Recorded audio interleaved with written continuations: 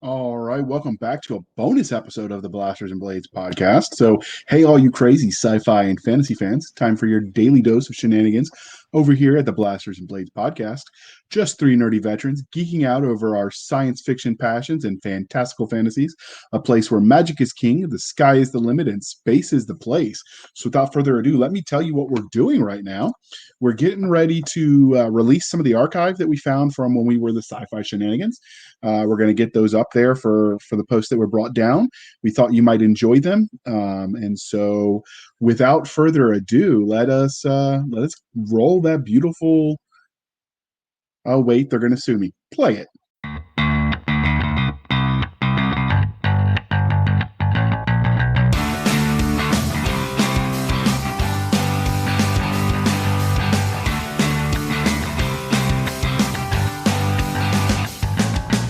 Hey, all you crazy sci-fi fans.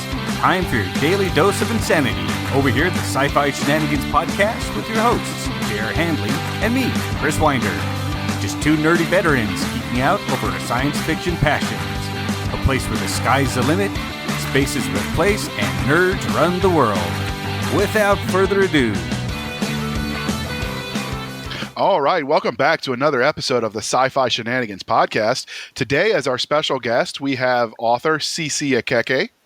Is that how you say it? Oh, Hello. Kristen Shear. I don't know. I should have asked that in the beginning.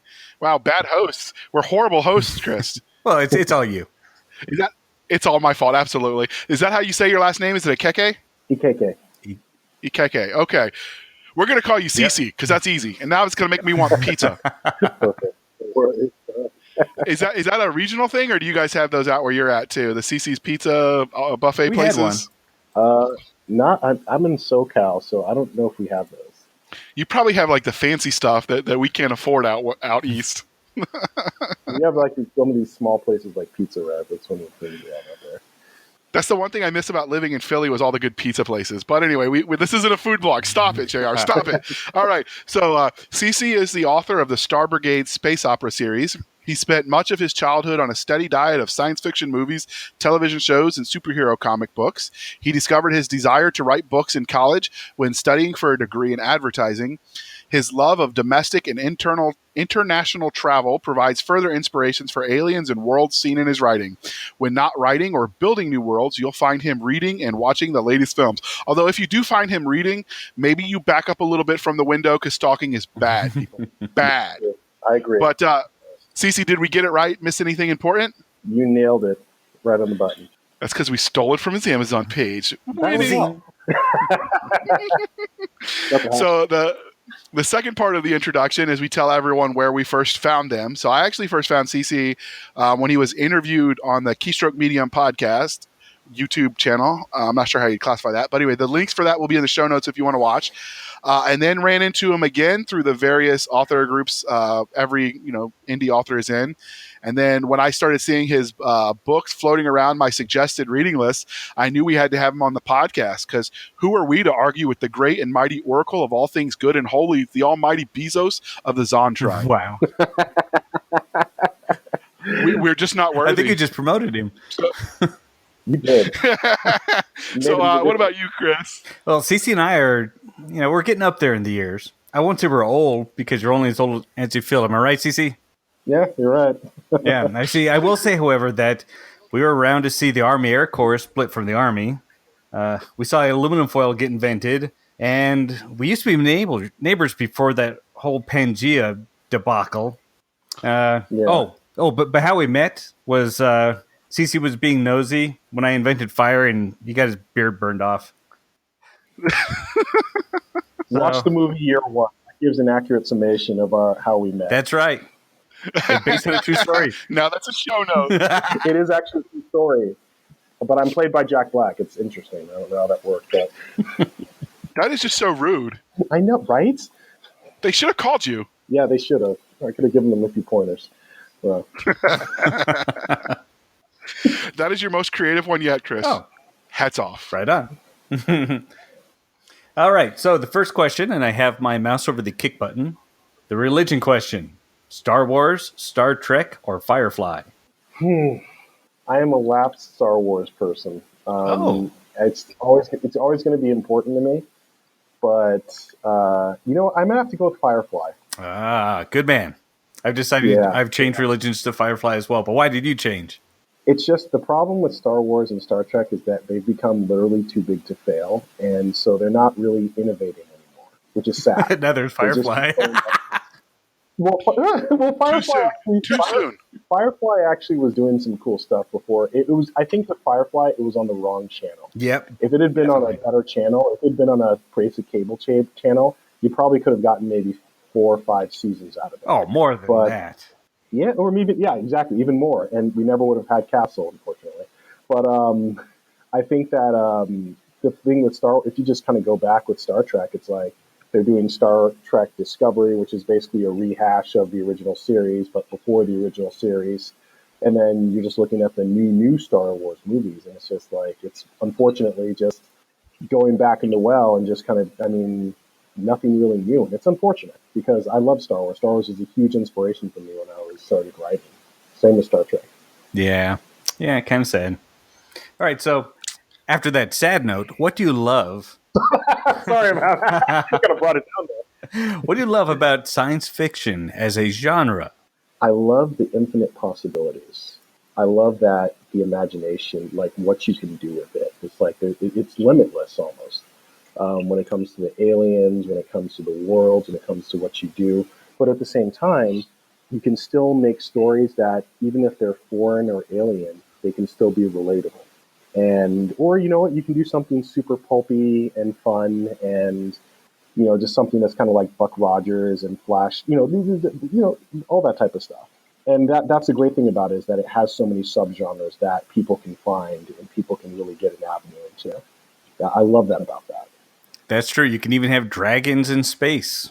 I've never really been able to get on board with that. Oh. If people like that, then that's cool. Like, hey, if that's people's thing. But for me, I was trying to think, can I write something like that? But it's just, I think for me, dragons, unless it's like some type of alien species dragon, it's so mired in epic fantasy. I'm just like, I don't know. But that's just me. No problem. That's just me. You can send all your hate mail to CC at... Don't at me. Don't at me. He won't reply, though. He's too busy writing the next big thing. This is true. Okay.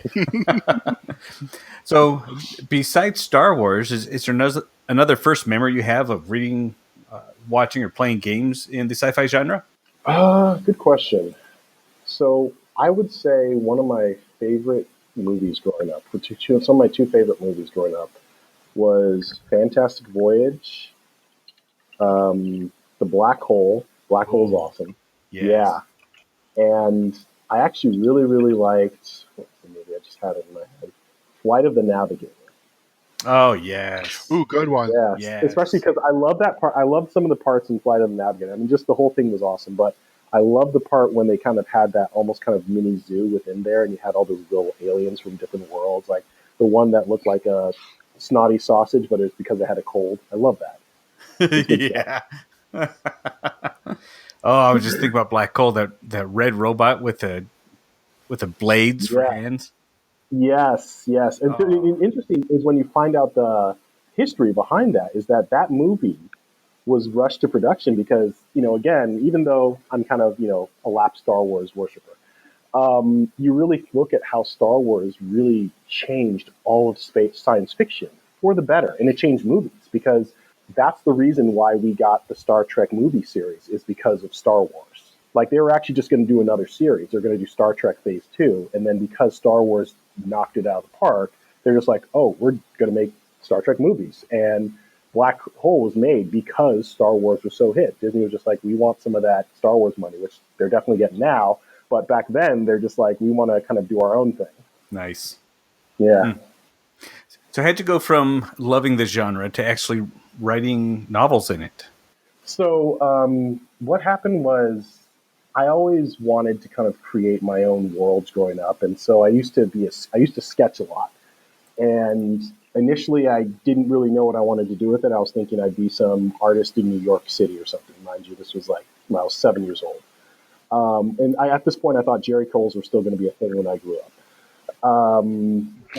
Seriously.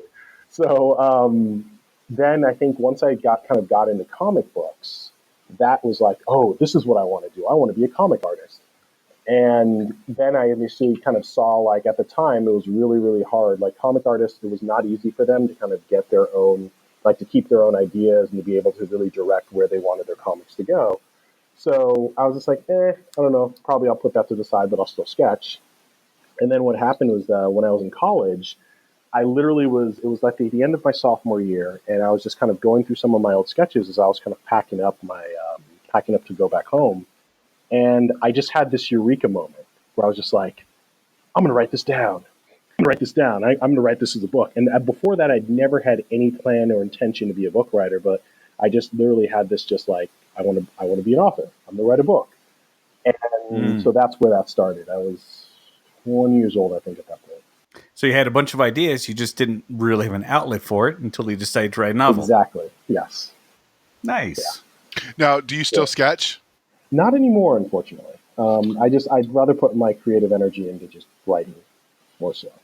Have you shared any of your images, like on your website or anything, where if people were curious, they could go look? That's not a bad idea. Maybe I should. I still have a lot of them.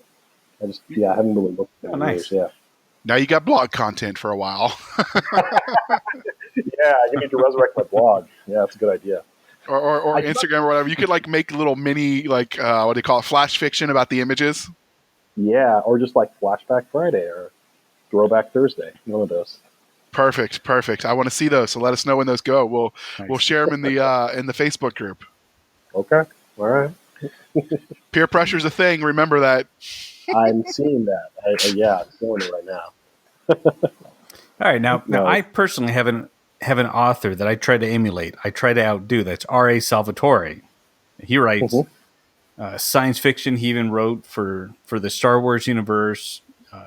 He did. New Jedi Order. He wrote the first book, Vector Prime. That was a great book. That was a great series. But yeah, it was a little long, but I thought it was a good. I thought it was a good series. It was like 19 books. It could have got another 50. I'd have bought them all. But Yusin Vong, fantastic idea. That's what they should have used for the new Jedi series, new Star Wars series. But that's just me. I'm still hoping they do it. They can call it Legends, but I'm still hoping that they make it happen. But then again, the actors are getting old, and one of them's dead, so I don't think they can go back to that. Not so much. Well, they did it with Thawne. You reimagine Thawne, they can reimagine them here too. Yeah, that's true. So, who's been the largest influence in your writing? Do you have an author that you emulate or try to outdo? I'd say the first major influence for me was probably J.K. Rowling in terms of like writing. And that was in terms of just characters, making sure the characters are well-rounded and just making sure that they're not, even the heroes, hey, they're going to make mistakes. They're not going to be perfect. They're not going to be the greatest friends, but there's something that they stand for. There's something that they keep striving for. And just also giving the villains some nuance as well, just not making them evil with a capital E and twirling their mustaches. Right. So I'd say she was definitely... Oh, sorry, go ahead.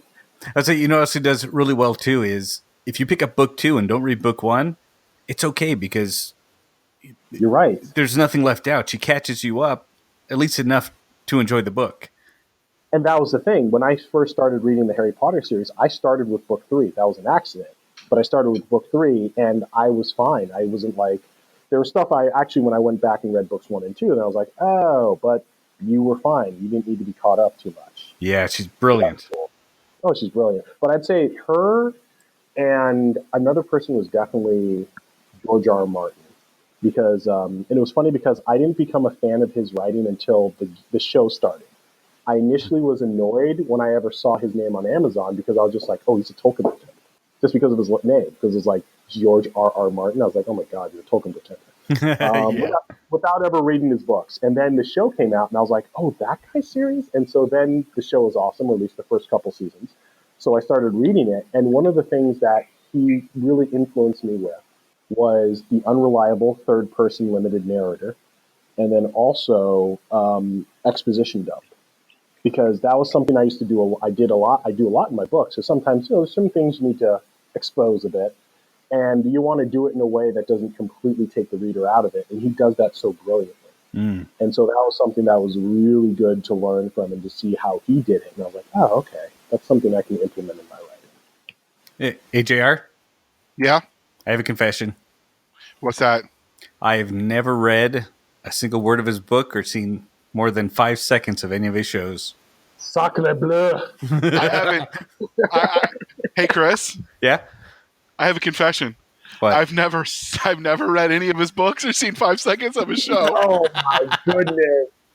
So I'm boycotting until he finishes the damn books, and then the darn books, and then once the books are done, I will watch the TV series. But until then, I'm holding out because I don't want to like get into the last book and have no ending and then just be left hanging for eternity. No, I completely understand you there. I think, honestly, he's maybe gotten to it. It's either two things, in my opinion. He's either just doesn't care anymore. He's just like, I have enough money. These are too long to write. Or maybe he's stuck and he can't figure out a way to finish it. I think it's probably the later because, I mean, I think he would like to leave that as his legacy, I would bet. Because who wouldn't? So I would bet he's stuck. It would be my guess. For what I understand, he might just end the book by killing everybody. Literally everybody. And they call it done. Yeah, he'll just have the doom of Westeros and then everyone dies. Ta-da! But it would be an ending. So wow. So that would be one heck of an ending. I don't know that he would leave people very happy. But there's always the fallback that, Brandon Sanderson can end his series too. Oh, I hear he's got experience. That's not happening. He basically said straight out, he's like, no one's finishing this series except for me. Wow, okay. Yeah. Now the question is, will his estate agree when they start, potentially seeing dollar signs? Yeah, we might see a Prince or Michael Jackson situation. That's right. Yeah. Oh. Yeah. All right. Good music. Good music. Very much so. All right. So back to your writing and your stardom and your soon to be, I'm sure, handprints on in front of the Man's Chinese Theater. Has anyone ever asked you for autograph out in public, away from conventions or regular book signing events? Nope. But what I am going to start doing next year is I'm going to start doing some local book signing events. So I'm going to start going to some of the cons that are in my area because I've never done that before, and I've heard some people talking about, hey, this is actually kind of, you could sell a couple books doing that, and if they hear it's a relatively positive experience, I'm like, hey, why not? I'll try it out. I know we've interviewed Jonathan Yanez, and he's got a bookstore that he's affiliated with that does a lot with indie authors. You should reach out and see about the book signing there. I know I could dig out his interview and find the show notes for it, but yeah, he's a cool dude. I've talked to him. Yeah, he is, but I know he's plugged into the California writing scene. Okay, so he's actually now he's not too far. He's probably about an hour south of me, so I should probably good to know. Now, Jonathan's interview is going to be a show note. Yeah, definitely. Yeah, I'll have to talk to him. Good, thanks for that. Yeah. All right. So next question. Have you ever spotted someone reading one of your books out in the wild? I've spotted somebody on Facebook post when they bought one of my books. That was cool. Oh. Yeah, like somebody tagged me. And also on Instagram as well.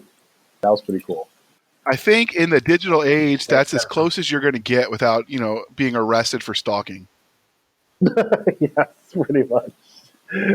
Well, my plan is to carry one of those silver magic markers around with me, and if I see someone reading one of my books on their Kindle, I'm going to sneak up behind them and sign it and run away. Yeah, but they'll know who you are and where to find you because your name, your fingerprints, your image. Oh, I don't have fingerprints. Neener. What if they don't believe you? They'll be like, "No, you're not. You did not write this. You did not write this. You're right. Who are you? Get away from me, you weirdo." Yeah. I gotta quit coming to this town.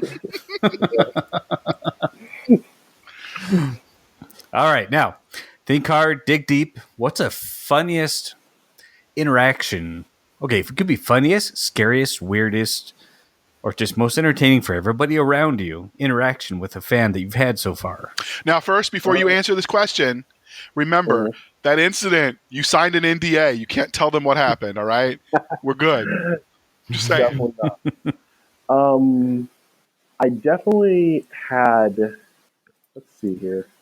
I wouldn't even say like funniest, but I'd say one of the things that have really been, I'd say, touching is the people who really have kind of taken to the series and they've kind of been like, oh, I really like this character. And they can kind of say, they tell you what you like. They kind of really get invested in it. And it's just like they tell you their theories on certain things.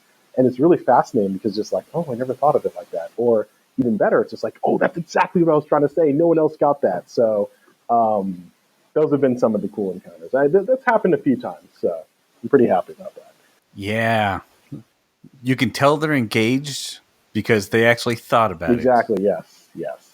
And it's fascinating. It's nice. It's really great when people really kind of dial. They that they understood it and they kind of really dove in and they're because a lot of times, as you know, as writers, you're kind of just in your heads and kind of in your kind of echo chamber, and you send your book out and you're hoping that people like it and read it and appreciate it.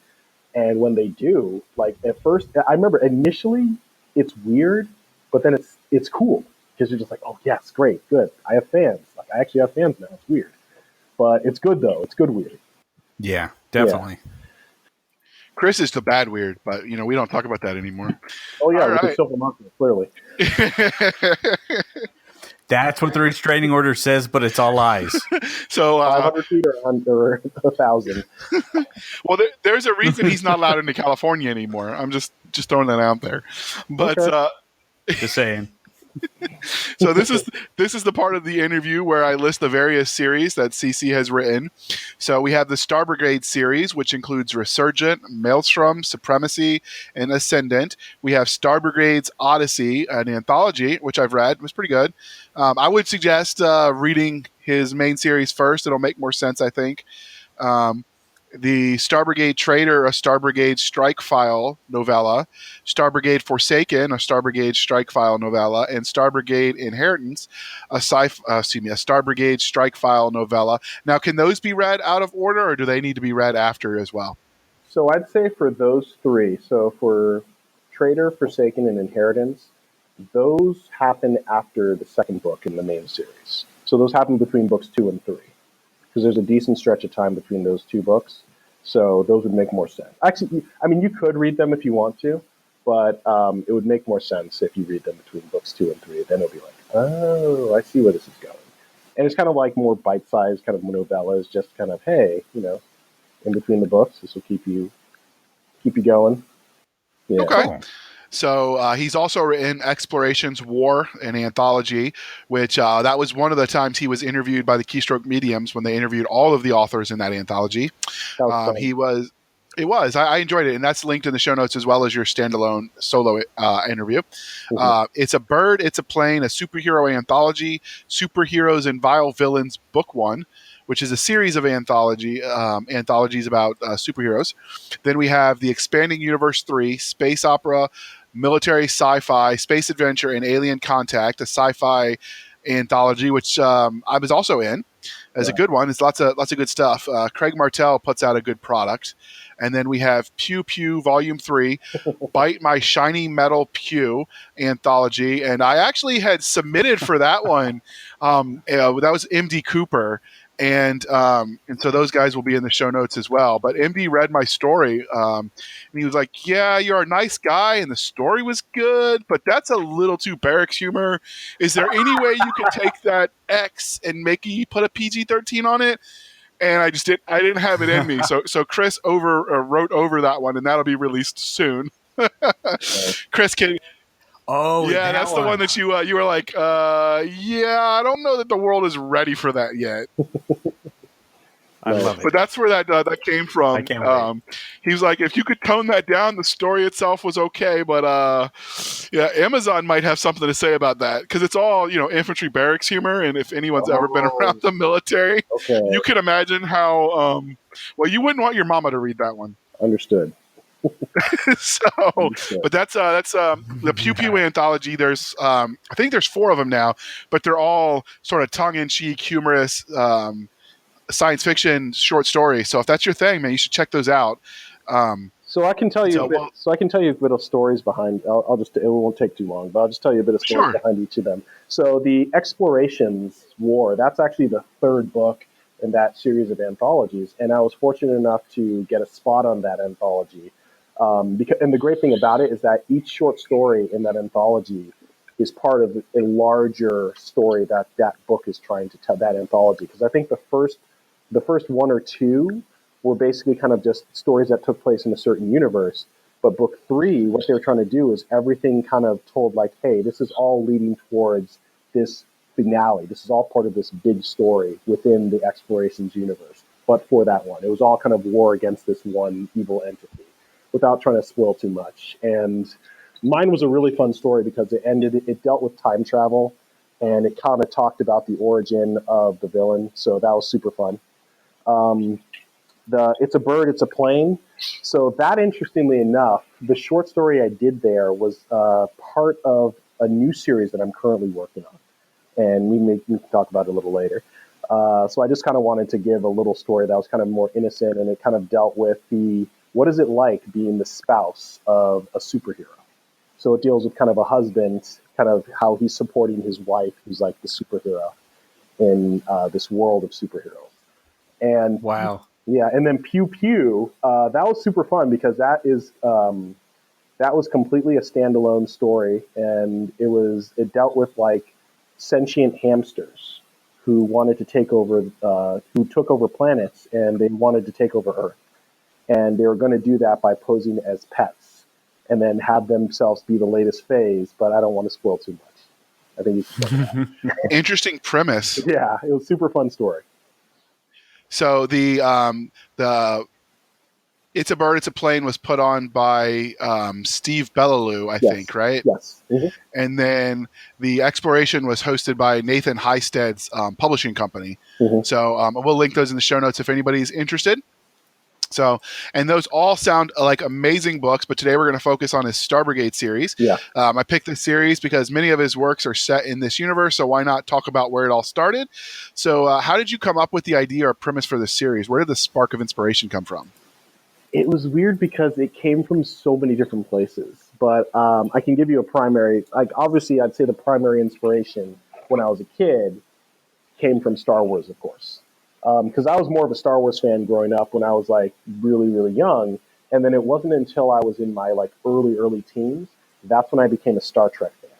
So I'd say those were two like huge inspirations, that and then comic books, because I'd say Star Brigade, a lot of it, if you're kind of looking at the elevator pitch, it's essentially X-Men meets Star Trek with Mass Effect and Babylon 5 and of course Star Wars mixed in. And superheroes, military superheroes in space. And initially they were more like they leaned more on the superhero side. But I think as I got older and as I kind of started developing the idea a lot more, I definitely wanted them to have a more military kind of edge, because I felt that it started to get to the point where I was just like, does this make sense being that they're superheroes, and then who's governing them? And I think them kind of being these more militarized force just work better, particularly for the universe that they're in, because they're more essentially like a Delta Force, or even like a Rangers, or even like Navy SEALs, but they have superpowers. So neat. Yeah, and I really dug that, and I think that's one thing that sometimes some readers kind of mix up, is that sometimes they'll be like, oh, well, they deal with they protect the entire Galactic Union. And I'm like, no, there's a military. They're just like an arm of it. They're just like a small unit in the military. It's just obviously this is from their perspective. This is about them. It's not about the whole military. So, all right, wow. That's a good premise. I'd say as far as origin stories go, that's not a bad one. Yeah. But we are at the half-hour mark, so we are going to pause while we shamelessly shill for the man, and a word from our sponsors. Hey listeners, Josh Hayes here, co-host of Keystroke Media. I hope you're enjoying this episode of Sci-Fi Shenanigans. I tell you, we're really excited about what JR and Chris are doing with the podcast, and are proud to feature them as part of our podcast partner network. When you get done listening to this episode, I'd like to invite you to come check out our own podcast at keystroke.medium.com. You can find all our previous episodes and check out all the amazing authors we've had on the show. If you're free on Mondays, mark your calendars for 11 a.m. Come hang out with us as we talk to today's leading science fiction and fantasy authors and other industry professionals. We've got a great live audience who get into a lot of shenanigans of their own, as JR and Chris can attest. That's every Monday morning at 11 a.m. Central Standard Time, live on Keystroke Media. We're going to talk about some reading, we're going to talk about some writing, and of course, everything in between. And now I'll let you get back to some more shenanigans with JR and Chris. Have a great day. All right, welcome back. Thanks for sticking with us through the commercial interlude. We are still with CC Ekeke, and so he's talking about a Star Brigade series. So the premise of this series has a real science fiction mashup of many iconic series that you sort of hinted on, and you did mention explicitly the shades of X-Men. So were you intentionally looking to set the X-Men sort of vibe, or did you realize that after the fact? It was definitely, I'd say that was kind of where I was going for, because I remember when I initially started coming up with the ideas, I remember the very, very first member was inspired by a He-Man cartoon, of all things. Oh, He-Man. Yeah, I'm taking you back here. I'm going 80s. Oh, it's so I'm going 80s here. So there was a episode of He-Man where they were on this world made of like sentient robots, like sentient kind of organic robots. And that's where I got this idea for one of the characters. And so he was like the first Star Brigadier, if you will. And then little by little, I think as I kind of started getting more into X-Men, that's when I started getting, I want them to kind of be like mutants in outer space. And I didn't say, like, it was funny because I can't say X-Men in outer space because outer space is such a huge part of their lore. So it's like, it's not going to work. So it's X-Men meets Star Trek. That's a lot better. And that's kind of what I was going for, is definitely kind of have that kind of be an X-Men vibe. So, yeah. Okay. So I do have a little bit of a... I still hold a grudge against He-Man because he got me in trouble when I was younger. But I will say after years of therapy, I'm finally over it. So most of you young whippersnappers won't realize, but at one point in time, before they had the 1-900 numbers, which you would call, which you paid for, they had 1-800 numbers, and the 1-800 numbers you had to pay for. And then so many people wanted them that the 1-900 became the pay for ones and 1-800 became free. This is well before Wi-Fi and cell phones and all of that. And they had a commercial they were running where you call this 1-800 number and you get to talk to He-Man or She-Ra. You hit a button and it tells you you get to talk to one or the other. So I called. My mom was not there to approve, even though they told me to ask for parental permission. Because what parent's going to really say yes? But I called.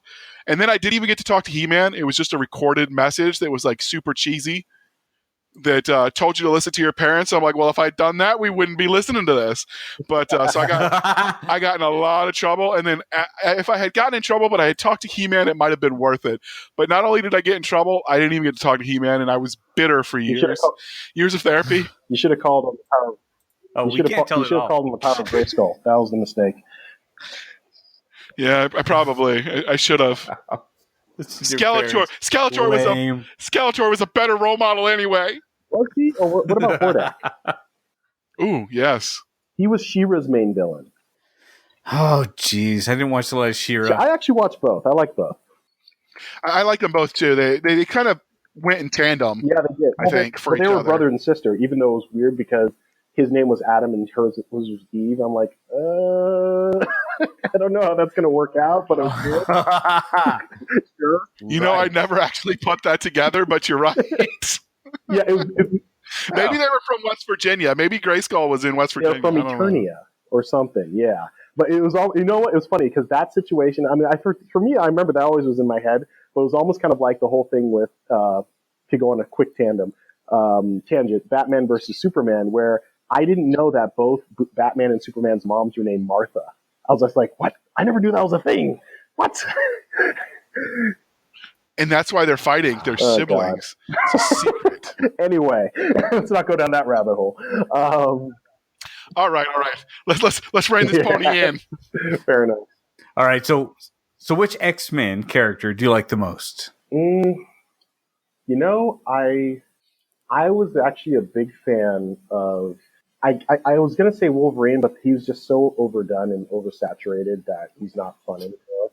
I really like Bishop until they turn him into a crazed murderer. And then I also liked Psylocke a lot. It was funny because I got into comics around the 90s, so I didn't realize the big deal, the big controversy behind what happened to her, the whole body swapping thing. Because they were putting her back in her original body, and so everyone's just like, "Oh, finally!" And I was just like, I mean, I knew about it, but it never had an impact on me because I was like, I knew her as Asian Psylocke. So, Oh, okay. I wasn't aware of any of that. I just watched it and hit the I believe button. I think sometimes people can Yeah, I mean, sometimes people can overanalyze. God, Like yeah. sometimes, what is it they say? A cigar is just a cigar. Just watch it and enjoy it. You know who I actually like? Although I like the villains who What's I that? actually liked. I actually really do, like X-Men. That was one of the great things about X-Men in the comics is that they had a fantastic rogues gallery. It was one of the best rogues gallery in comics, and I'd say I really liked Omega Red. Omega Red came. Yes, yeah. yes. Omega Red was a really, really good kind of just very good villain. He was a good foe because I can think of maybe one or two times Wolverine actually beat him, but it usually took like an entire X-Men team to take him down because he was that dangerous. And I always liked Magneto. Magneto was a great villain just because of not just because of his powers, but what he stood for. Because he was kind of like, when you look at him, Professor X was Martin Luther King, and Magneto was Malcolm X.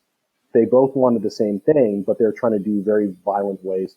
Like Magneto was kind of much more militant way of trying to get there. In fact, he wanted mutant supremacy, where Professor X wanted kind of coexistence. Right. Yeah. That's deep. Have you been smoking the ganja with Elon Musk? Is this No, where this came from? it's like I think I was reading some summaries about it, and I was just like, "Oh, they're absolutely right." I'm like, they actually are kind of like opposite sides of the same coin, and that's why they're such great adversaries. And especially when you know that they were former friends and they still have some affection for each other, but they're each trying to prove the other wrong. That's deep. Yeah, it's kind of too deep. So kick him now. No, keep going. Okay. All right. So, like you mentioned, and that we had noticed when we were reading the summaries and what I got from the anthology, that your world was like a mashup of the many iconic science fiction worlds.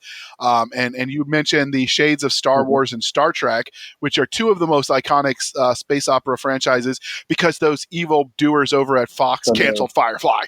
I'm still bitter. But so what is it about those two series that inspired your work with the Star Brigade? I'd say when it came to Star Wars, I think it was just the world building just blew my mind. When you really look at, like, even just when you watch the first Star Wars movie and you go to that Mos Eisley Cantina, all those different aliens, you're just like, holy crap, how did he come up with that? And just the different types of worlds and just all those things bleeding in, it was just fascinating. And also just the space battles. They made space battles fun, because I can't remember any sci-fi before that where space battles were fun and exciting. Yes, I know you can't hear sound in space, but it's still awesome on screen. Yeah, Still amazing on screen. And with Star Trek, I think what I loved about Star Trek the most, it was a couple things where you had a lot of the political stuff that happened, a lot of the politics between these star-spanning governments trying to, it's like something that could, like, how some of them is just, you're literally walking a tightrope. One wrong move, one wrong word, one imagined slight could lead to intergalactic war between, like, the Federation and the Klingons, or the Federation and the Romulan Star Empire. And one of the things I really liked, I think Star Trek they really had the advantage over Star Wars. It was not just the political stuff between these different governments, because there was not just this huge galactic empire type situation.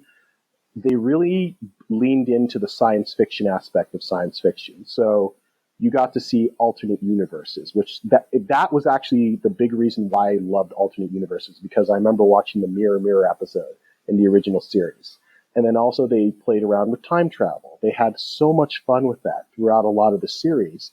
And that was just something that I wanted to believe, that just really I absorbed when I was watching as a kid.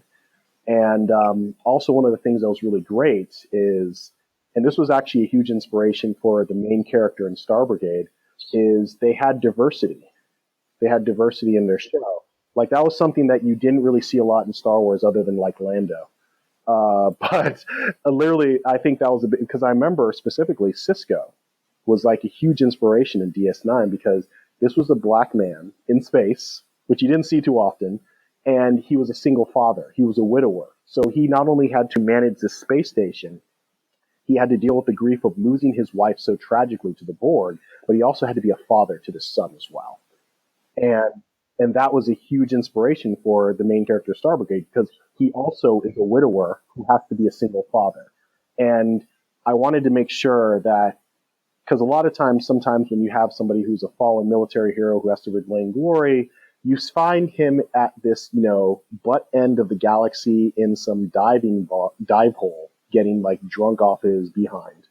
And then he has to be pulled back into it. But what I wanted to show with this guy is that he had to take a leave, but in that leave, he made sure he wanted to become a better father. He wanted to become a better father to his son, and then he gets pulled back because he's needed. But I didn't want to show him in this low place where it's just like he's wallowing in his despair. He's being in service to his son, just like he was in service to the military.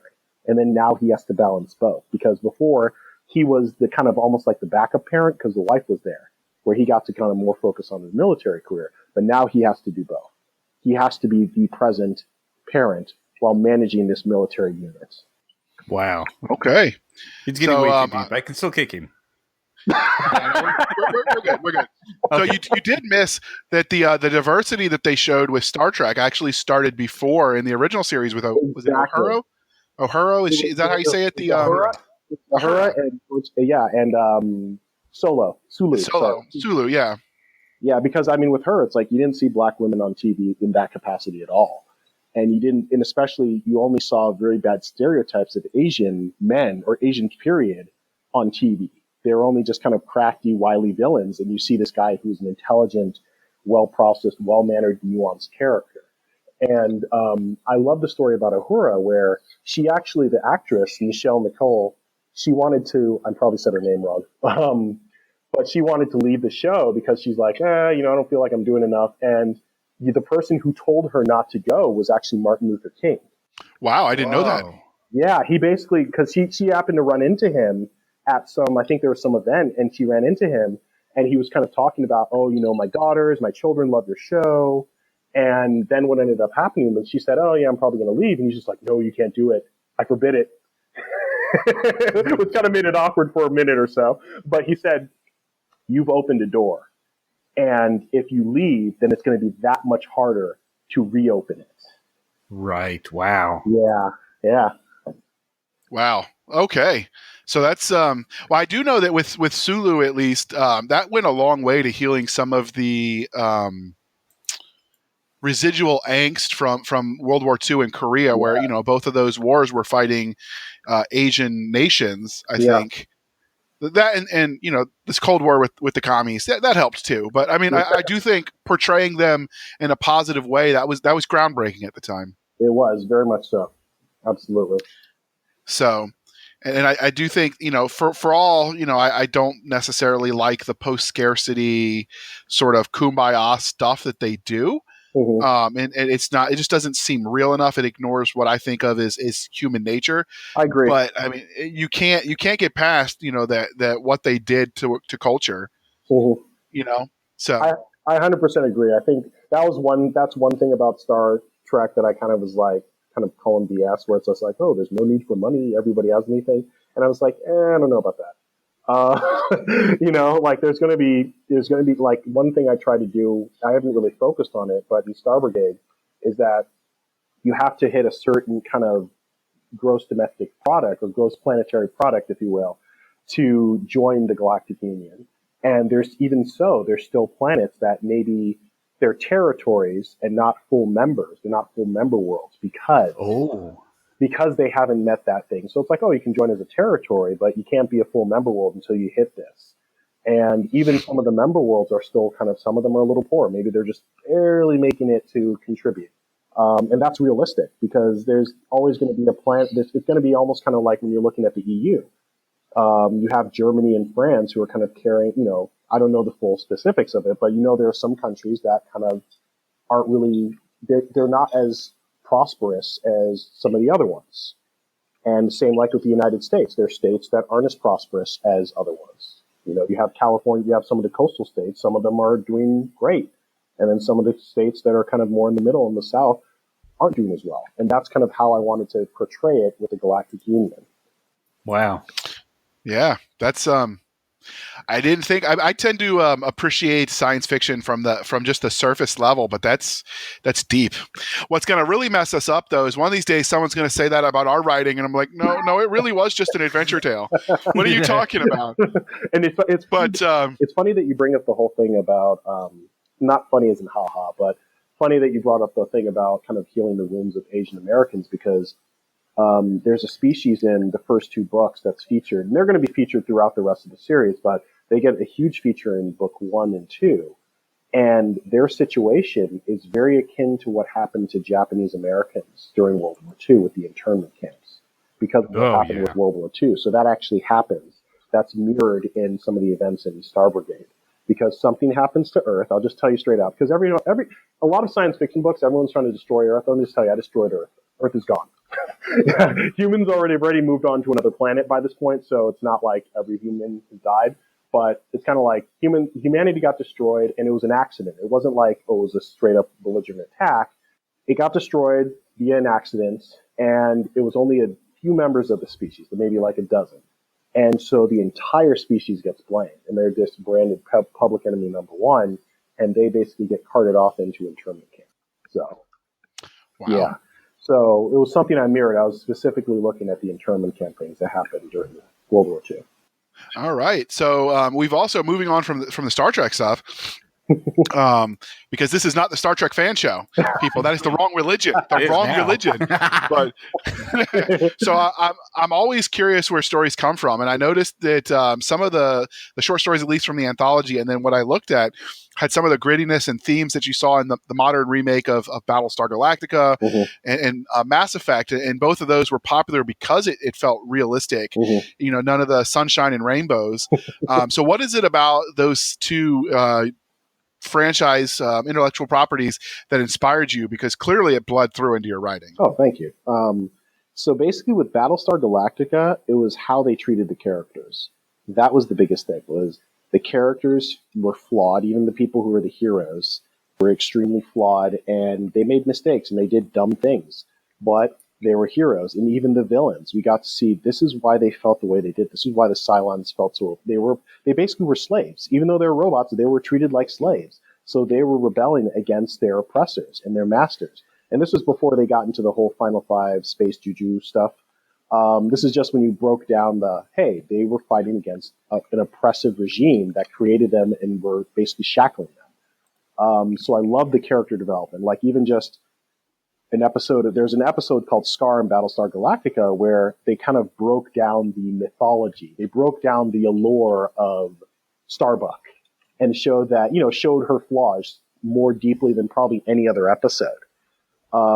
As for Mass Effect, I think with Mass Effect, what I loved is that it kind of gave me some inspiration with science fiction again because of how they presented their world. They presented it where a lot of times in sci-fi, and I'm guilty of this, is, humanity is the most important and it's the bestest and it's the coolest and everyone bows down to it and everything revolves around it. But in Mass Effect, humanity is kind of like a second-tier species. They're basically JV and they're trying to be varsity. And all the varsity players are just like, no. You need to spend a few times in soft rush before you get up to our level. And I really dug that. And I especially loved when you really look at some of the ways that they develop the world, their world building and aliens are really, really fantastically done and really well thought out. Like they have a species that's a monosex species, which is like, that's awesome. They kind of account for so many different things that have been a lot of complaints over like the span of science fiction, particularly when it comes to world building. And even just the way they kind of came up with the villains was really, really smart too. Like with the elusive man, you have this guy that's kind of a human supremacist. That's what I really dug about those. Like in Mass Effect, the way I saw it was just, it made me interested in space opera in a way that Star Wars hadn't in years, or Star Trek. I will say, riffing off what you said about Battlestar Galactica, about the Cylons, I actually think that's a hallmark of really moving science fiction, space opera specifically, is when you can look at the bad guy and you say, I can kind of see where they're coming from. They're not so bad. Like, that's one of the things, like, for instance, with Galaxy's Edge, like, Goth Sullus is supposed to be the bad guy, but I'm kind of like, is he really so bad? And I felt the same way about the Stormtroopers. Like, I mean, the rebels were, destroying order. And so, the men at the top maybe were a little evil, but is chaos the answer?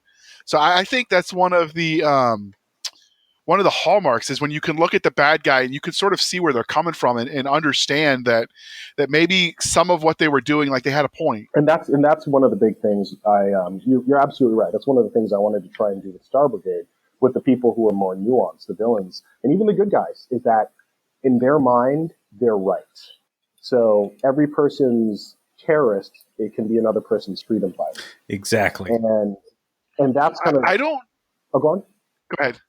I was just saying, I don't know what that says about me, that I sort of understand the position of some of these villains. I'm like, oh, okay, I can see that. Well, maybe I need to go back to therapy. Well, it's human nature. Like, even like the main villain in the first two books of Star Brigade, I make it so that even though his methods are very extreme, you can see where he's coming from. You're just like, okay, he's got a point, even though he's not going about it the wrong way.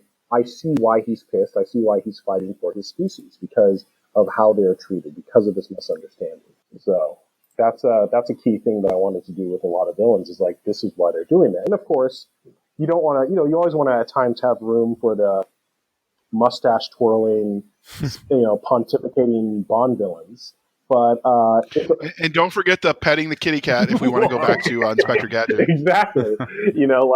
Even somebody like, there's this villain that I'm creating, this villain that's going to be a big portion of the next couple Star Brigade books. Like, he's going to be a real big kind of behind the scenes person. I'm even giving a reason. This is why he's doing what he's doing. It might feel petty. It might feel weak to some people, but in his mind, he's right. So that's kind of the thing to sometimes consider when coming with the villains, is like, why would they be doing this if it's not greed, money, power, or just wanting to conquer the universe or galaxy? So, as far as comparisons is concerned, at least, you mentioned in the pre-show that there was a dash of Firefly mixed in. So how do you think this manifests itself in your story? Is it have that Western vibe, do you think, the universe? I think with Star Brigade, I'd say the fringes of the galaxy have more of that Firefly vibe. And I think you probably read in one of the short stories that you probably read in the Odyssey's anthology, it was called Prey. That kind of takes place at kind of the edge of the galaxy, where you have a lot of smugglers and space pirates and bounty hunters. And so it kind of has that vibe. And that's also in Star Brigade Forsaken, the novella. The team finds itself, they're hunting down a rogue scientist who's basically trying to sell his genetic super soldiers to the highest bidder. And so they now find themselves, in order to get him, he's outside of the borders of their government, of their hyperpowers, I like to call them, because they have hyperspace capabilities. And so they're in now the Badlands. They're in kind of these lawless territories. And so we got to get a little more of a taste of it. And I actually would love to do maybe a series. I actually do have an idea for a series that would take place in kind of the more lawless regions of this universe, because there's such a huge canvas to play with when it comes to Star Brigade. And I think that would be a fun one to do. Yeah, I think they did that with Scott Moon and Craig Martell did with their Dark Landing series. Sort of tackled that vibe. That. And I could definitely see something like that fitting. Oh yeah. Yeah, and I actually have a couple. I have an idea that, depending on when I get back in the Star Brigade universe, there's definitely a series, like a spin-off, that I'd like to do that would definitely take place in that world. I definitely see room on the fringes of the galaxy for that. Yeah. So the Star Brigade series of books are clearly a series, because it says so on the great and mighty Amazon. So So send your money my way, please, Mr. Bezos. So you have 4 books out in the series. So what's next for these characters? You gonna wrap them up and move on to different characters in the universe? Are you gonna come back to the main characters from the landing ship series? What's gonna happen next, do you think? So the plan next is I'm going to go back to the main series. I'm going to go back to the main characters because there's still a lot of story to tell. So I got a number of books still in me.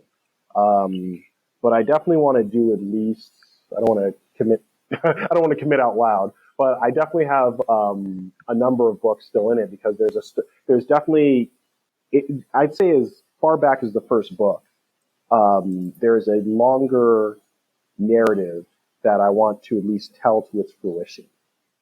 And that's going to take maybe a couple more books to do. So I want to at least reach that number. Like it's several books. It's not just one. It's several books. And so I'd say I want to at least get to that. And then I can be like, okay, depending on how things are still going, then either keep going or call it a day. Oh. Okay. So we know that every universe has its own set of rules Mm-hmm. and its own internal consistency. Mm-hmm. Do you plan on adding on anything new? Ray guns, teleporters? I do have teleportation. Yep. I do have that. But yeah. Alien probes? Well, actually, I definitely am going to add some more to the universe. I actually, in book 4, I introduce alternate universes to the universe. So there definitely will be a book there'll definitely be a story that takes place primarily in an alternate universe that is parallel to the main universe. And I also tell people that just because we're seeing things happening in the Star Brigade universe, just because it's the main one you're seeing, doesn't mean it's the main universe particularly. Because that's one thing. That's one thing that a lot of people do. It's like, oh, well, this is the prime universe period. And I was like, what if it's not? What if it's just a derivative? Oh, what if we're not? Yeah, what if we're not? What if it's a derivative? And that's kind of what I go with. Yeah, because I'm never going to sleep again. Because there was one thing that happened in book 4 where, without confusing the audience too much, we encounter a couple different alternate universe versions of the main character. We see one that's similar to him, and then we see one that's gender reversed. Oh. Yeah, like Starbuck. I see what I did there. Well, it's like, what if? And actually, it's weird because I got this idea from a Batman Superman comic book where it was getting really weird and crazy, but it was a universe where everyone was gender reversed. It was the same as the main one, but everything was gender reversed, and I was just like, "Ooh, that'd be really awesome." Chris, calm down. Calm down. You get a little too into this, Chris. Insert heavy breathing here. All right. So, have you, Chris? The next question was your question. You added that to the interview template. Okay, so Chris has this fear that he's going to write enough books that he's going to get invited to a panel one of these days, and then he's going to get there, and some Uber fan is going to be like, "Tell me about so and so," and he's going to have no clue what they're talking about. So, do you ever worry about that as your universe starts growing and you go to your first Comic-Con panel, and they're going to be like, "So, tell me about Bob," and you're going to have that deer in the headlights look and go, "Bob, what Bob?" Right. So when Bob did this thing, and it was really important to the story. And I'm thinking, luckily, which story was that? Luckily, I have a pretty good memory, so hopefully that won't happen. Where I can just be like, that guy." Yeah, so I'm hoping that, like, if that happens, I welcome it because I love it when the fans like have that deep knowledge. That'd be awesome. I'd love it. So I don't have to worry about that because with my traumatic brain injury from overseas, I have a horrible memory anyway, and that's like part of my branding is that I'm a veteran writing military science fiction. So if I'm gonna be like, I don't remember what I ate for breakfast, bro. Sorry, there's a reason I keep good notes. Like people are just gonna roll with it. Chris does not have that excuse unless he decides to get blown up 27 times. Please don't, Chris. Please don't. Yeah, I wouldn't recommend it. But other than that, I had a blast in Iraq. Bada boom. Blast. All right. Wow. Well, see, I can't tell that joke at home anymore because they've heard it a million times. They don't laugh anymore, but you haven't, so I'm cold. They're just like, they're like the horse's dad. Stop. Put the stick down. Yeah, basically. They're like, Dad, come on, write new jokes. You got to do better. Yeah. So Is this series, other than the anthologies, is this a series you see having room to expand with other authors, or are you keeping this one all to yourself? I think, you know what, if the demand is there to see more, I would be more than happy to do that. I'd love to do it. Like, because I see definitely some spin-offs and some expansion, but if there's definitely a desire to do more, if there's a desire and there's an interest from the readers, because I think ultimately at the end of the day, even though as much as I love my own stuff, if the readers aren't interested in seeing it, then, you know, don't want to go out there. But if so, then I would be happy to work with a co-author. I've never done it before, but it would be cool to check that out. I'd love it. Cool. All right. So this book has aliens in it, as you've mentioned. So how do you come up with them? Do you let nature inspire you? You try to create the aliens from whole cloth? Whole cloth. I think it's a combination of nature, and nature is really, really key because you're just like, I mean, imagine how they see us. We're probably alien to them. But yeah, I kind of look at just nature, and I try to look at just, I'd say even look at other universes, kind of be like, I don't want to make it where it's just like, hey, this is just a walking cat and that's it, or this is just a walking lizard. Like even just like, let's have alien. Like for instance, I just came up with an alien that it's basically has 3 feet, and then it has like one kind of trunk-like thing coming out of its chest, and that's its arm appendage. I could see that. See, the problem with science fiction when you're creating aliens is that if true aliens, I don't think we're going to be able to imagine. So when we go to aliens and we say they're cat-like, or like a cat, you know, mated with a kangaroo or something, like we do that so the readers can have something as a starting point, right? Yeah, so I mean, I get why a frame of reference, and so that's the hard part with science fiction, because so much of it you're making up from whole cloth, and on the other hand, you do want to try to, you know, not brag about your diploma from Hand Wavium U. You'd like to try to be as close to reality as possible. So like there is that delicate balance of like, on the one hand, you want them to be able to envision it, but on the other, you do want to try to, you know, come up with something new. Yeah. And so I that question always fascinates me with aliens in science fiction. Well, I definitely try not to do no offense to Star Trek, but I definitely don't try to do the Trekkie thing where it's just, oh, it's a humanoid with a ridge on their nose. Please. Well, that's because the budget was low, and Shatner asked for a lot. I'm sure he did. So. I mean, don't get me wrong. I have humanoids in the Star Brigade universe, but I also try to make it where it's like, let's make the aliens look a little alien. Let's maybe have them have a couple different arms. Let's have them maybe look a little more insectoid. Let's maybe have them not be the typical aesthetic that we usually see where, oh, this is humanoid. Because a lot of times you go with, oh, well, if we're going to make this hot alien chick, she's got to be humanoid. I remember this one short story, because one thing I actually try to do is at times when I'm developing a character, like a new character, or even just an existing character, sometimes I'll write like short stories that kind of deal with their backstory, or kind of a short story that kind of takes place in between the books. And I think this one, I wrote about this kind of species that's known to kind of be a very sexually evolved, sexual metamorph species. And they're not really attractive at all. They're not humanoid attractive. But the thing is that it's about body language. It's about their empathic ability. It's pheromones. And so they can like seduce any species they want, if they want to, because they can also adapt. They're sexual metamorphs. It's kind of like that episode of Star Trek where they had, it was the first time any man had seen Famke Jensen. Everyone's just like, oh my God, who's that?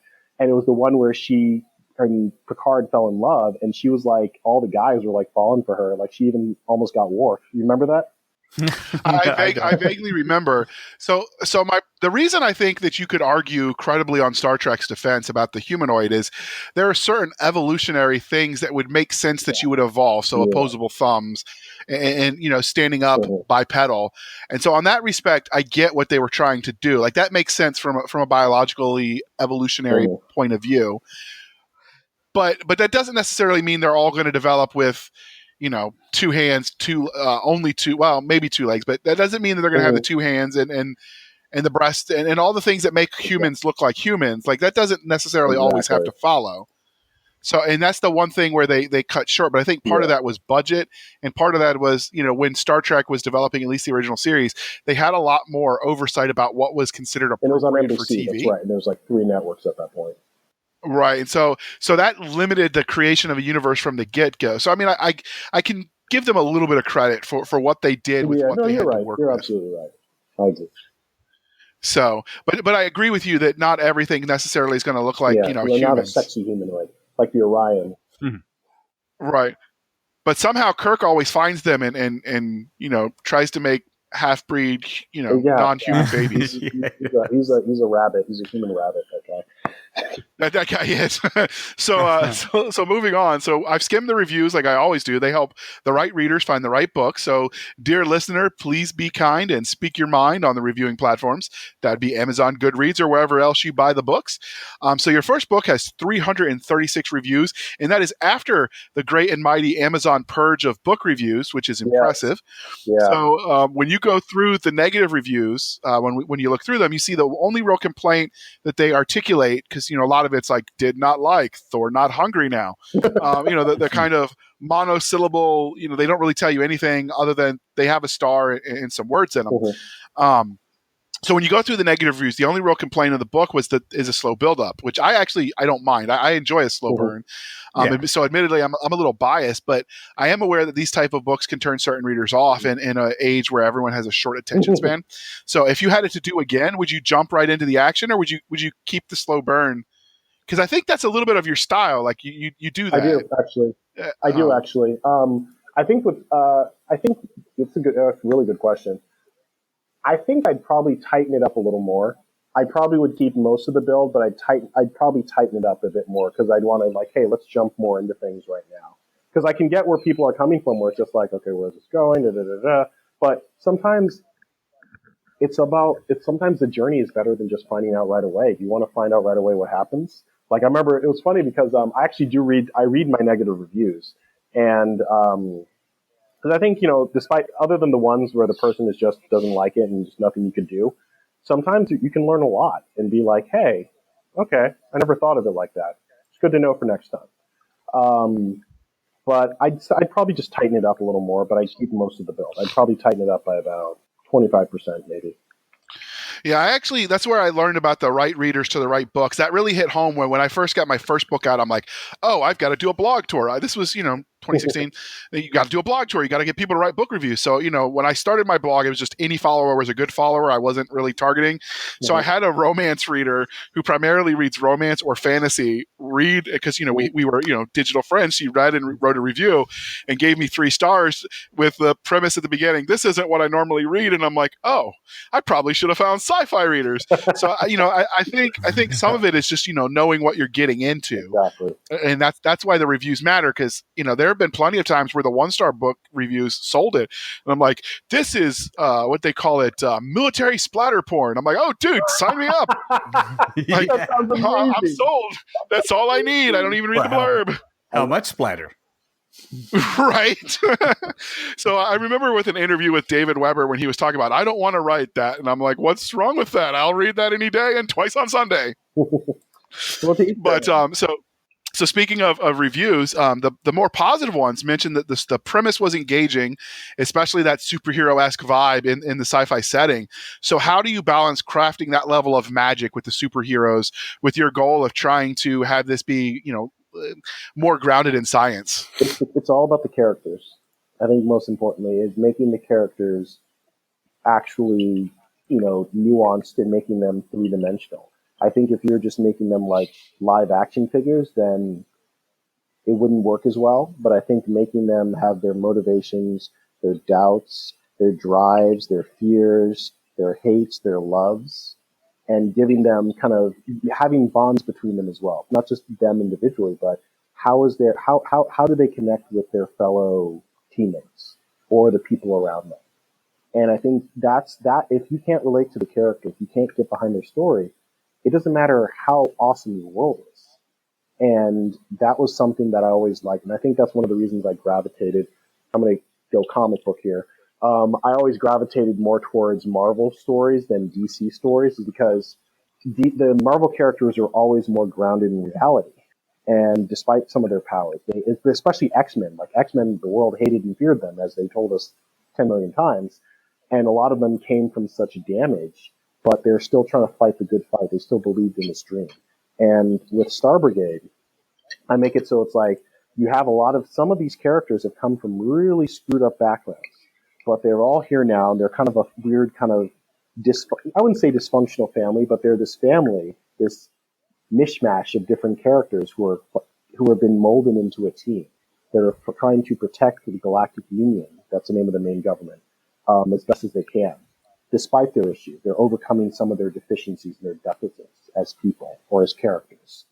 And that's kind of what I'm aiming for with them. Because that's how it works, is making them, even if they're kind of superheroes, you make them real and you make it relatable. So it's like, okay, I can see myself in this. I can see that issue. I can see why he did that. I can see why that villain did that. Or if a hero makes a misstep or they do something that's a little, oh, that was a little far, I can see where they're coming from there because we know their history. Okay. You're giving these deep answers. So I like that. The continuing with the reviews, this is the last question where we talk about the reviews, I promise people, but I find this fascinating. So one of the other major themes, I think, in the reviews that were the 4 and the 5 stars, I actually, for negatives, I count 1 and 2 as negative. 3, depending on the individual review, and then 4 and 5, I generically call positive. But reading through, I didn't read through all 336 of them.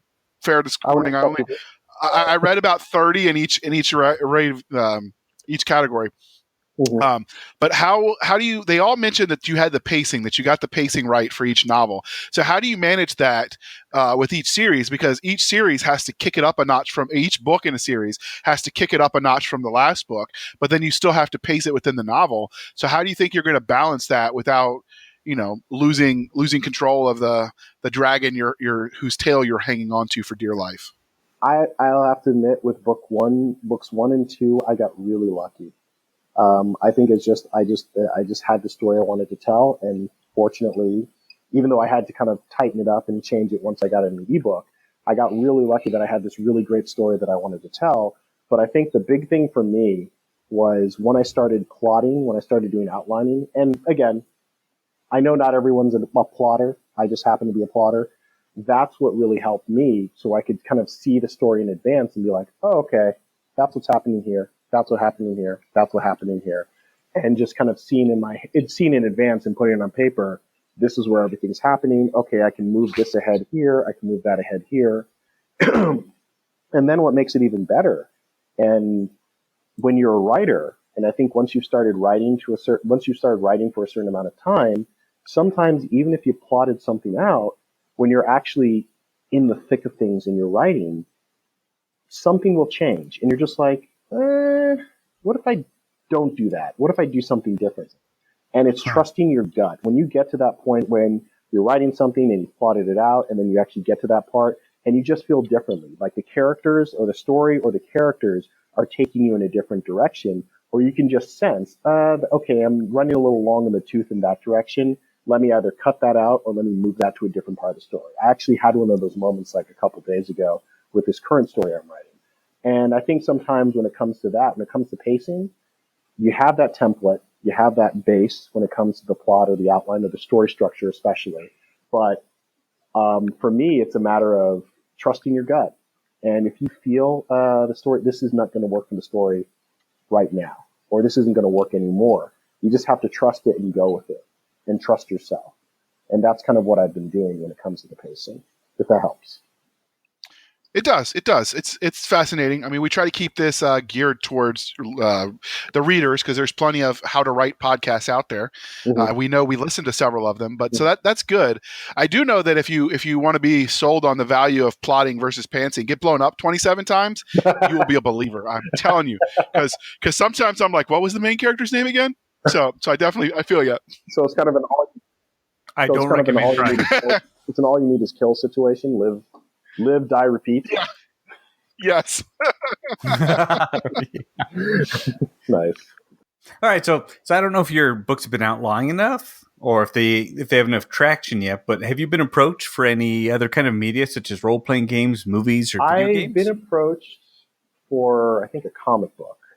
Yeah. I think with that, in that regards, I wanted to. The reason I kind of delayed that is because I wanted to see if there was. I don't know if there's as much demand from the readers.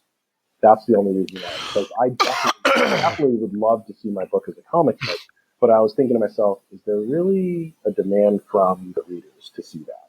Because if there is, I would do it in a heartbeat. So I think once I jump back into the Star Brigade series, and there is that demand, or like the fan base continues to grow, then I'll be like, hell yeah, I'll totally do a comic book. I mean, that's one of the things that got me into writing was comic books. So, of course.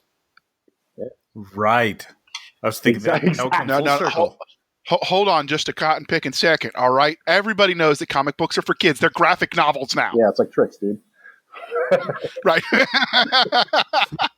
And if you don't get that, you need to hit the Google machines because we're showing our age. I know. It's so silly rabbit. It was so funny. It was almost kind of like, I don't know if you guys saw the Captain Marvel trailer that dropped today, but so basically. Oh, I did. So there's a scene that involves a Blockbuster video, and I'm sure a lot of the kids who probably saw the trailer are just probably asking their parents, Mommy, Daddy, what's a Blockbuster video?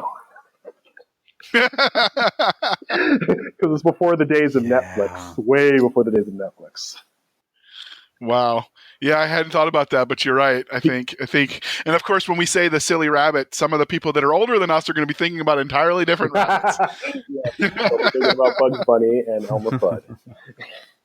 Oh, I was thinking of the White Rabbit might be more apropos. Peter. Oh, Alice. Not getting the reference. Okay, yeah. Good. Oh. And if I meant something else, I'm going to smile and nod here. Smile and wave, boys. Smile and wave. Nice. Very cool. All right. Since you've written a novel in the space opera subgenre, what's your biggest pet peeve when you read other books in this category?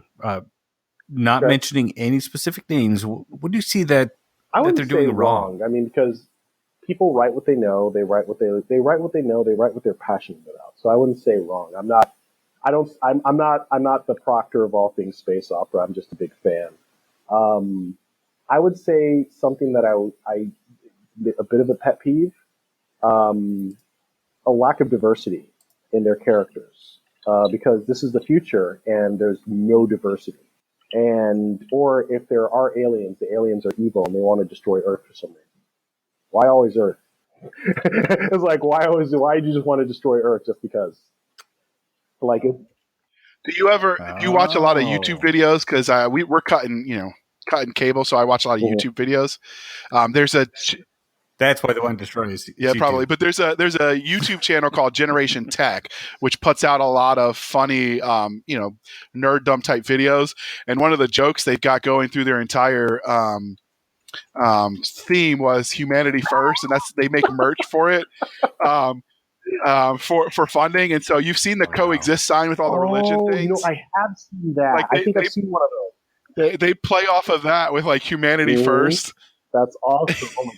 It's hilarious. It's funny. I actually do have in my series. I actually do have a human supremacy group. Okay. I will say that one of the things that I love, I like to see, all kinds of characters and cultures and stuff, but it has to feel like it fit the book and not like you're shoehorning it in and checking the box. That's a huge thing. No, I didn't get that from the anthology that I read. I just know that that's a pet peeve of mine. It's like, oh, I've got this character who's 6'4" and can bench press a house, but suddenly we're going to make her a woman. Like, I mean, unless you can explain how she got that big in science fiction, you can certainly do that. And that's the great thing about science fiction is that what they say, God made man and Sam Colt made him equal. Well, in science fiction, power armor makes women equal. Or you know what? You can make her an alien that comes from a matriarchy where the women are stronger. Yeah. That can work too. That can work too. Yeah, that's kind of... I actually wrote for one of my aliens in my Sleeping Legion stuff, a matriarchal evil rabbit, because I started writing that scene around Easter, and I'm like, oh, let's make an evil rabbit. Nice. Yeah, I think even like I'll give you an back to kind of what you're saying. I'd say another thing too is this is something I noticed as a problem or not necessarily a problem. Well, yeah, a problem. I'd say for the aliens, if you're going to do an alien, don't just do one subspecies, do multiple subspecies, just like with humans or like with animals on this planet.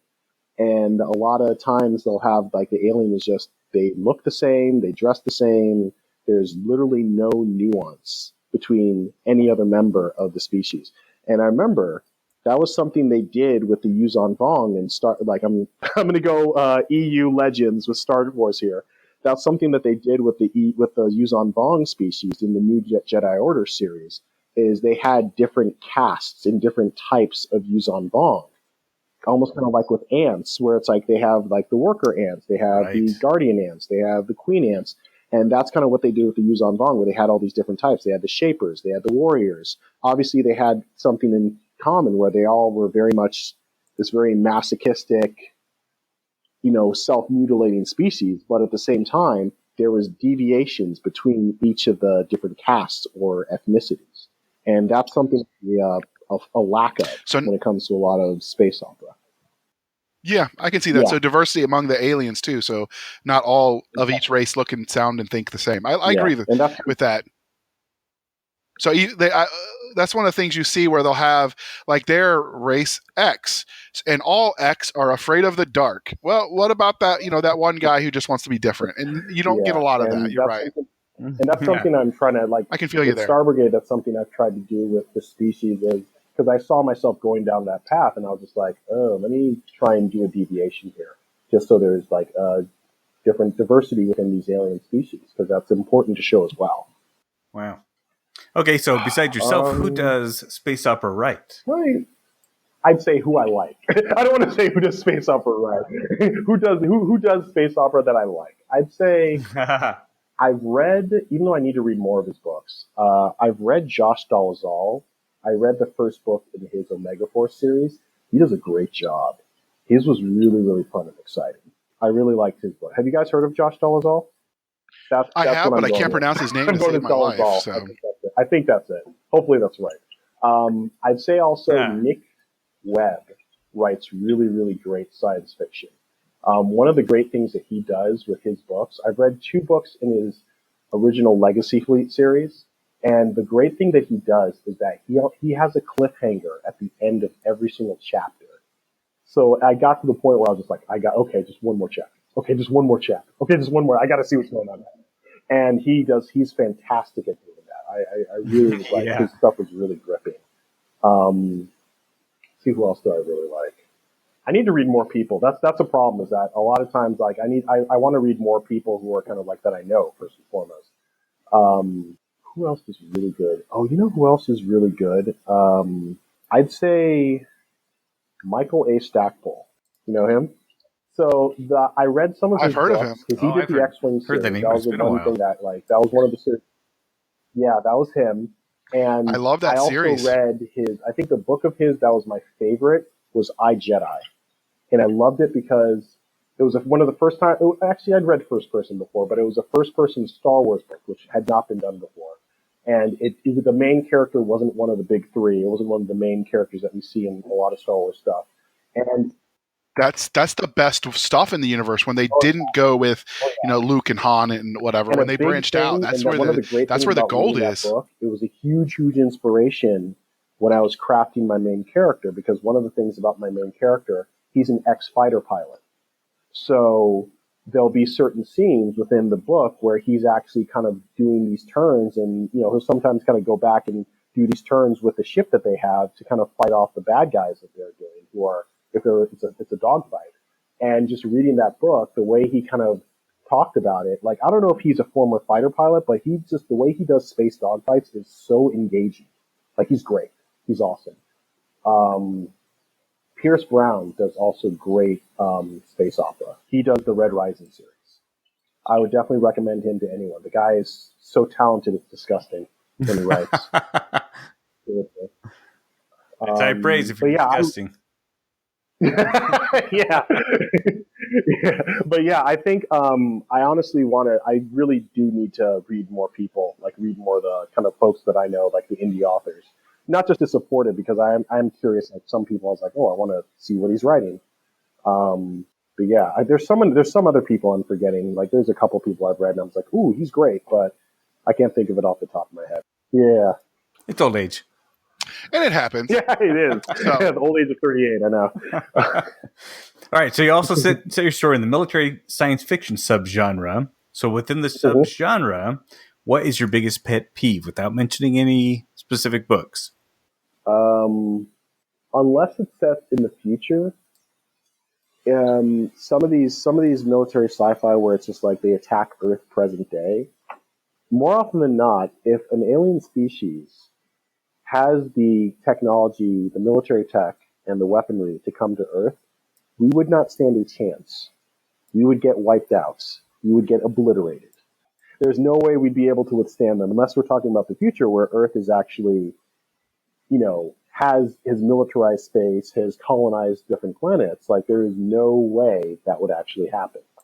So, well, you can get around that. A lot of people get around that when you've got we found this alien technology buried at Area 51 or whatever, which, I mean, the premise can be done. It's definitely a trope, but you have to make it believable. Yeah, and I think that's the thing is that I think it's when you've seen so many of them, it's just like, oh my God, again. There's one, I can't remember McGinnis.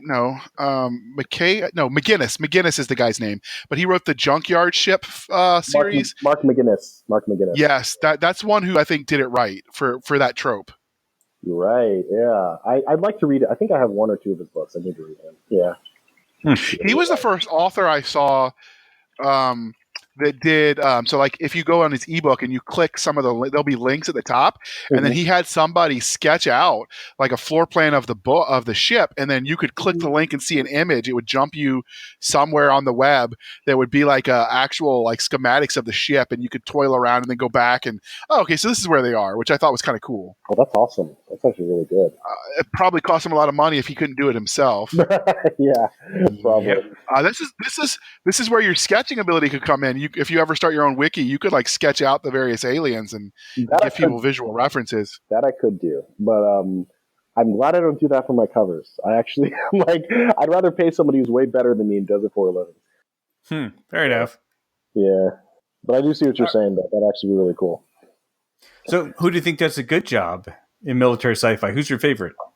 It's weird because at times military sci-fi and space opera can bleed together. So sometimes one is not as pure as we'd like.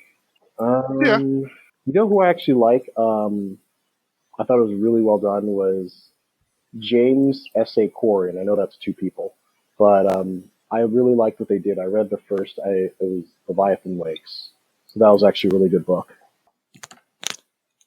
Okay. Yeah, the Expanse series. Yes. Sorry. Hold on. Yes. Yeah, the Expanse series. Yeah. That was actually I read only the first book, but I really liked what they were doing with the universe. It was more space opera, but there definitely was some military, particularly with the war between. It was like a three-way war between the Belters, Mars, and Earth, and over this proto-molecule. But yeah, I thought that was well done stuff. I do need to read more military sci-fi though. Well, I always recommend to everybody the Galaxy's Edge stuff or the Ember Wars. So Ember Wars is by Richard Fox, and the Galaxy's Edge was Jason Anspach and Nick Cole. Those are some good stuff. Nice. Yeah, I'm definitely going to jump on the Galaxy's Edge since I have so many now, I'm just like, I'm dialed in. I got to start reading those. It's funny. I'm actually the one I'm reading right now. Once I finish Golden Sun and the Red Rising series, the one book I do want to jump in, and I think it's just because of the genre I'm writing right now, is have you guys heard of Shane Silver? No. So Shane Silver, he doesn't write sci-fi at all. He writes urban fantasy. And basically he has a series called the Nate Temple Chronicles. And the thing sells like gangbusters. And just looking at the reviews, I think almost all of the books have like 4.7, 4.8 like star books. And mind you, these are like hundreds of reviews. So yeah, I'm just like, yeah, I got to check that out. That's why I was curious to kind of read that first, and then I'll probably want to deep dive back into sci-fi. Okay. Well, I mean, you got to get your inspirations everywhere. And the more broadly you read, the more you stand out when you write your own stuff because you're not just a carbon copy of everyone else. So, no, that's totally understandable. It's what Joss Whedon actually said. I remember him saying, like, to fill up your tank. And it doesn't matter where that comes from. It's to fill up your tank. And it makes yourself better. Yep. Yeah. All right. So finally, you've placed this in the superhero science fiction category. What is it about exploring the unknown reaches of human potential that appeals to you as an author and as a reader? It's that escapist fantasy. Like, what if?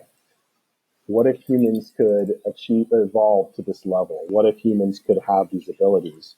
what would they do with it? Would you have somebody who kind of goes rogue and breaks bad and decides to use their power for greed or conquest? Or do you have somebody who actually wants to use their power in service? And, these are just the people who are powerful enough, because you sometimes will have somebody with powers that maybe it doesn't make them, it kind of disfigures them.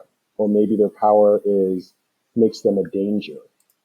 I'm actually doing a situation in the next book where somebody close to one of the main characters manifest their abilities, and they don't really it's very volatile and they don't know how to control. So it's fascinating looking at these different spectrums. The spectrum I usually look at is, let's see these characters with these powers, and not only let's show the nuances of these powers. So it's not even just doing, okay, here's the offensive thing, boom, they do this and that's it. What if you have somebody with sonic abilities? They can unleash like a sonic blast. What are the side powers or the secondary powers that can be used from that? You can make them like, they can almost kind of be like a sonar, or they can just send sound vibrations off their body. Or if we're going to go real full into their deepest potential, what if they can create a singularity because they can produce radio waves, kind of like a black hole? So kind of having fun with that. Yes, exactly. So black hole resonances are kind of like radio waves. What if they can use that and create a singularity? So they can not only suck people in, maybe they can teleport. So it's seeing to the fullest of their potential. Wow. Okay. Well, I could tell you that if people really had superpowers, there would be a lot of people abusing them. You don't spend a weekend in an infantry barracks and not realize that. Like, for instance, the Flame, there's no reason, there's no way in heck he's not out there with his buddies lighting farts on fire. I'm sorry, you're not going to sell me. Right? Like just you gotta, that channel your inner 13-year-old, and you'll understand what's going to go wrong when people have these powers. It's funny that you say that, because there is, in the Star Brigade books, you do have groups, even within the government, within the military, around Star Brigade that realize these are living, breathing, walking weapons of mass destruction, and they need to be handled with care, and maybe they need to be controlled or put on a tighter leash. So that's another thing that the team will have to deal with. Yeah, fair enough. All right. And so the next question for that follow-up is, with those with such super powers, let me back up. Chris, you're going to edit that out in post, right? Totally. That needs to be a T-shirt. Like, you're going to edit that out in post, right? But anyway, because we really need to update the merch store. But anyway, so are those with such superpowers truly human anymore, or have they become something else, do you think? I'd say somewhere in between. Some of them are the ones that are human, I should say. The ones that are human, they are kind of like Homo sapiens superior, if you will, kind of like in the X-Men. They're like Homo sapiens superior. So they're kind of like a next evolution of humanity. They're still humanity. They're still human, but they're definitely another level of humanity that we have not seen yet, and we're seeing in this future. Okay. So before we move on to the wrap-up section, was there anything about the Star Brigade series that we didn't ask you that you wanted to tell us before we moved on? Let's see here. I would say when it comes to Star Brigade, it's we're just getting started. Okay. Much more to come. Wow.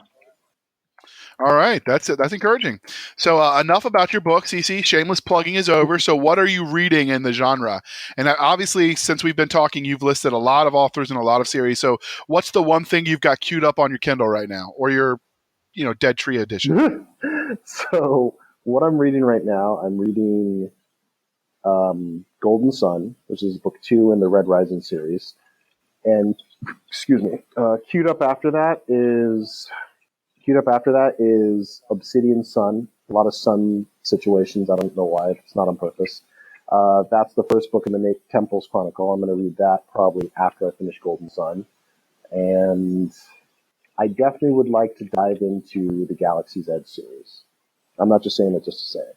It's just because you're here. I actually am interested in seeing that. You actually reminded me. So I want to get into a Legionnaire. I got that on my It's solid stuff. Although I will say that you got to be careful when you listen to the audio version. Ray Bradbury? Am I getting that name right? R.C. Bray. R.C. Bray, there we go. I knew there was an R in there somewhere. I was way off, not even close, Chris. You can't even give me that one. But the narrator did such a good job. Like, seriously, when I first started listening to it, I'm like, nope, having flashbacks, gonna listen to it later. I hear that guy is just fantastic. I've never listened to any of his books yet, but I just, from any person, like any of the sci-fi indie authors, anytime like they mention his name, it's like with such hallowed reverence. Like, so he must be really He's good. He really is. I bought other books on Audible just because he was narrating them. Wow. Okay. I'll have to listen to one of his Audible things one time.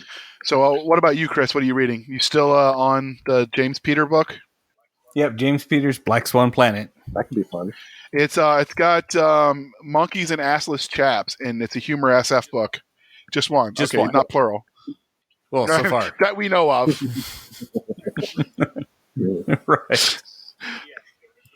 And yes, the rest of the book is just like that. Fair warning. He's having way too much fun with this. I don't know what that says about him. So, and speaking of the Galaxy's Edge, I just started book 7, and it's really, really good. I had to put it down. I was like, no, I don't want it to end. But luckily, book 8 is already on my Kindle, and book 9 is coming out at the end of the month. And that wraps up the main series, and then there's all the spinoffs. So, finally, we like to remember the science that makes science fiction fun. So, are there any new scientific breakthroughs or that you're excited about or following? I'd say that one of the things that I really like seeing, it would be great to start seeing space exploration again. And it would be great to start seeing that. In terms of scientific breakthroughs, I haven't kept as abreast on that as I'd like to.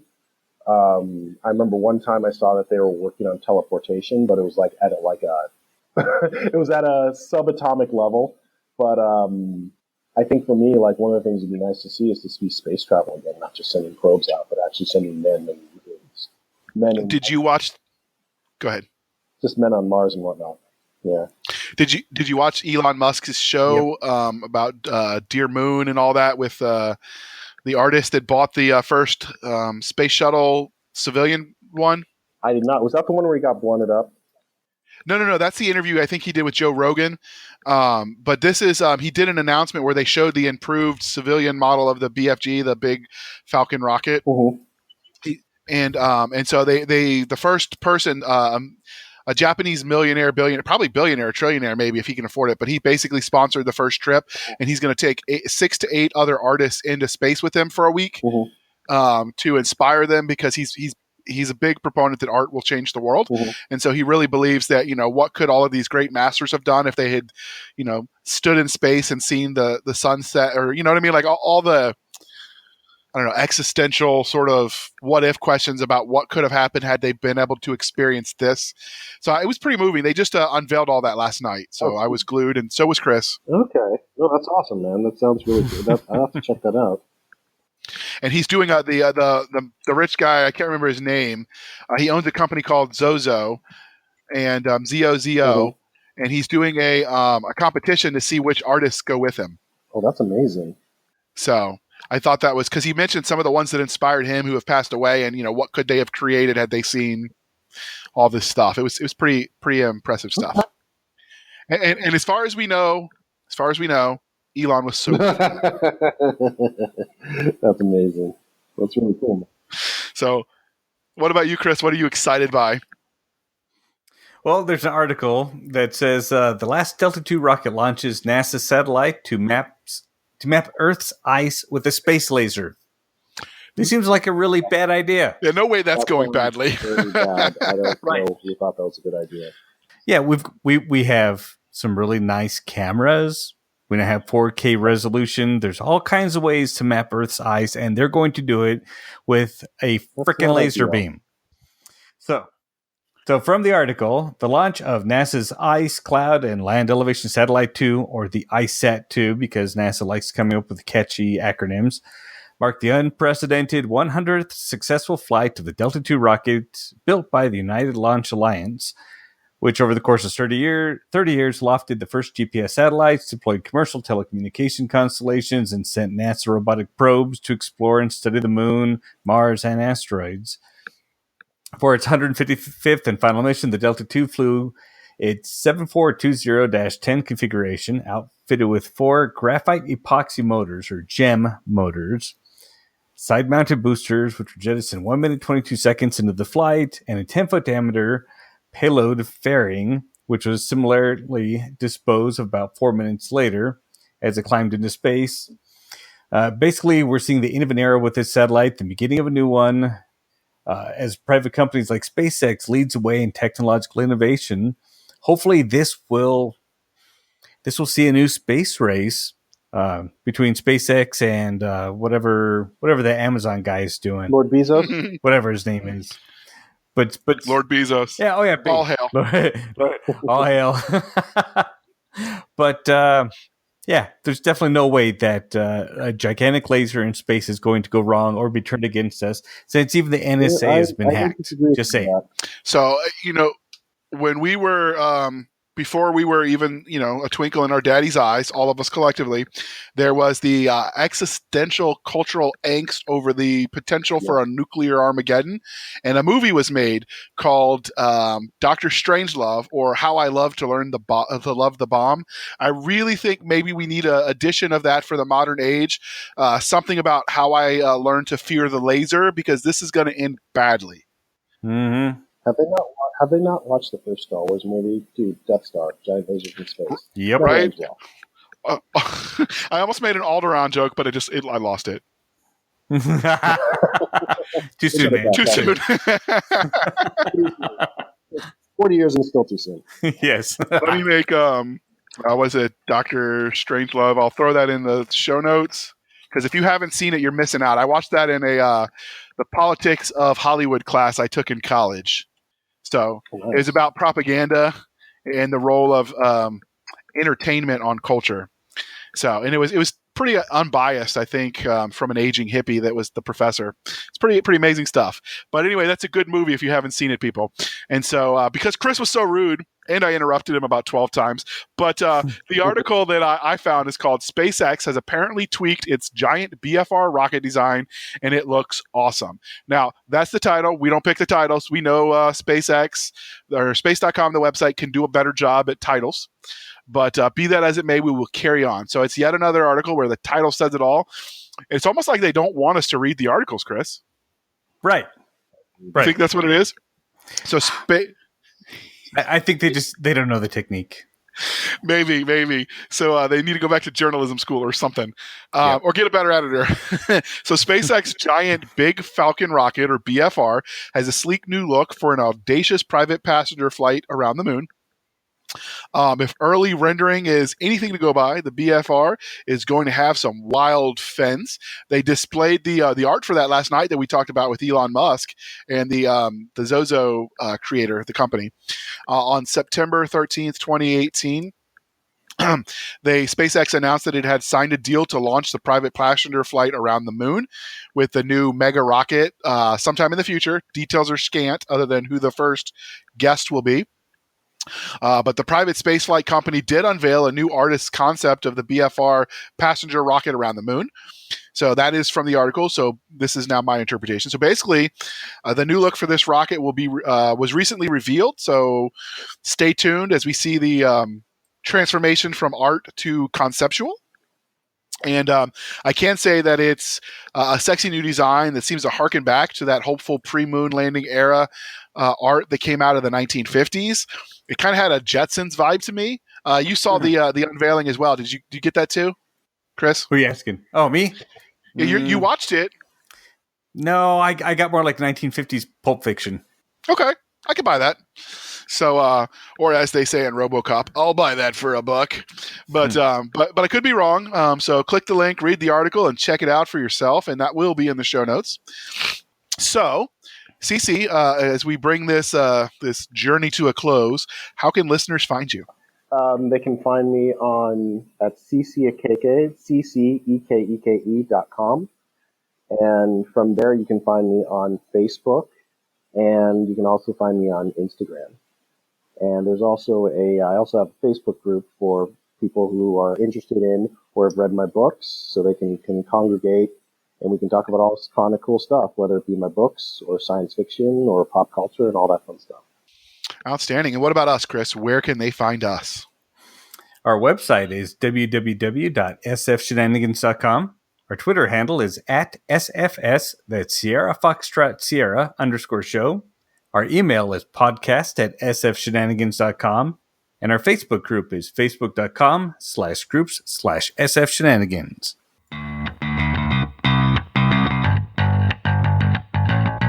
Thank you for spending some of your precious time with us. For Chris Winder, I'm J.R. Handley, and this was the Sci-Fi Shenanigans Podcast. We'll be back next week at the same time, where we'll indulge our love of space and all things that go boom. All right. Thank you for sticking with us through that archived episode that was in the digital memory hole that we found. We thought you'd enjoy it. So thank you for spending some of your precious time with us.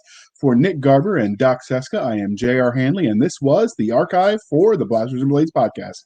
We'll be back at our regular scheduled time, where we'll indulge our love of nerd culture, cheesy jokes, and all things that go boom.